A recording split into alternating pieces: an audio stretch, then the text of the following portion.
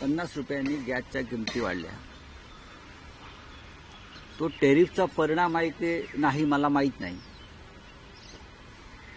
जागतिक बाजारामध्ये कच्च्या तेलाच्या किमती ह्या कमी झालेल्या आहेत. जागतिक बाजारामध्ये जर कच्च्या तेलाच्या किमती कमी झाल्या असतील तर भारतामध्ये पेट्रोल, डिझेल किंवा गॅस सिलेंडरच्या किमती का वाढाव्यात? ही कसली वसुली चालू आहे? ही कसला पाकिटमार चालू आहे?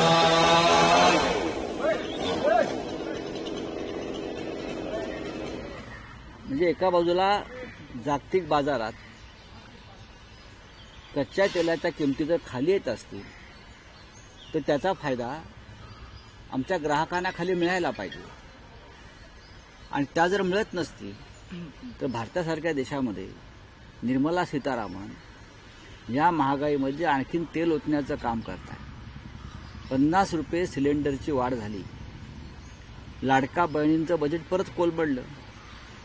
माझं आव्हान आहे स्मृती इराणी यांना, कंगना राणावत यांना, ज्या भारतीय जनता पक्षाच्या महिला नेत्या आहेत, कोणी असतील त्या,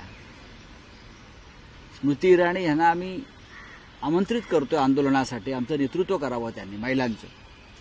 हा राजकीय प्रश्न नसून हा या देशातल्या गृहिणींचा जीवन मरणाचा प्रश्न आहे. जेव्हा UPAचं राज्य होतं तेव्हा या स्मृती इराणी महिलांचं नेतृत्व महागाईविरुद्ध करत होत्या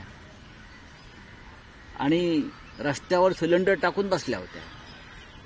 आता सिलेंडर आम्ही पुरवू, तुम्ही फक्त रस्त्यावर बसायला या.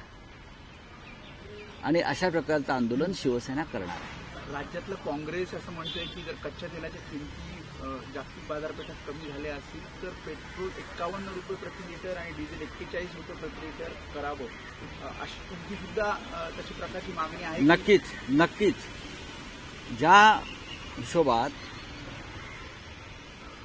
जागतिक मार्केट बाजारामध्ये कच्च्या तेलाच्या किमती घसरलेल्या आहेत, त्या पाहता भारतासारख्या देशामध्ये पेट्रोल आणि डिझेल हे 50 रुपयावरच स्थिर असायला पाहिजे. आणि सिलेंडरच्या किमतीसुद्धा किमान 400 रुपयाने खाली यायला हव्या. आम्हाला अर्थशास्त्र शिकवू नका, अर्थशास्त्र आम्हालाही कळतंय.